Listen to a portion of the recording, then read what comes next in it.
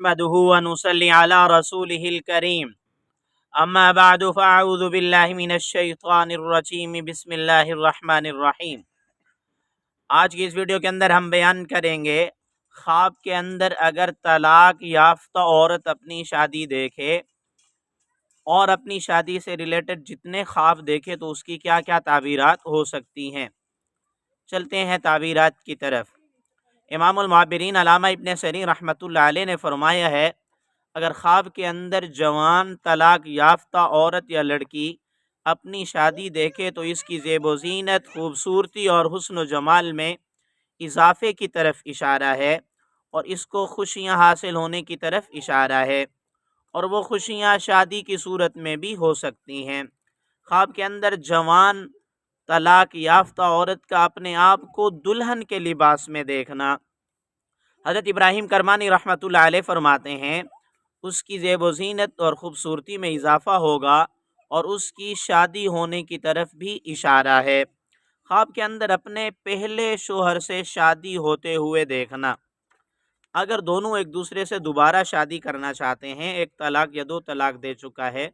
تو دوبارہ شادی ہونے کی طرف اشارہ ہو سکتا ہے۔ اگر نہیں کرنا چاہتے تو پھر رزق میں اضافے کی علامت ہوگی۔ اور خواب کے اندر اگر بار بار جو ہے وہ طلاق یافتہ لڑکی اپنے آپ کو خواب میں شادی دیکھ رہی ہے، شادی ہوتے ہوئے دیکھ رہی ہے، تو اس بات کی علامت بھی ہے کہ اگر اس کو کوئی مناسب رشتہ مل رہا ہے، اس کو چاہیے کہ اپنا مناسب رشتہ کر لے، کیونکہ ہمارے معاشرے کے اندر یہ جو عیب سمجھا جاتا ہے کہ بھئی طلاق یافتہ عورت جو ہے یا ایسی عورت جس کا شوہر فوت ہو چکا ہے، اگرچہ وہ جوان بھی ہے، ہمارے لوگ یہ سمجھتے ہیں کہ وہ اس کو شادی نہیں کرنی چاہیے یا اس کے لیے شادی مناسب نہیں ہے، تو یہ نظریہ بالکل غلط ہے، یہ نظریہ ٹھیک نہیں ہے۔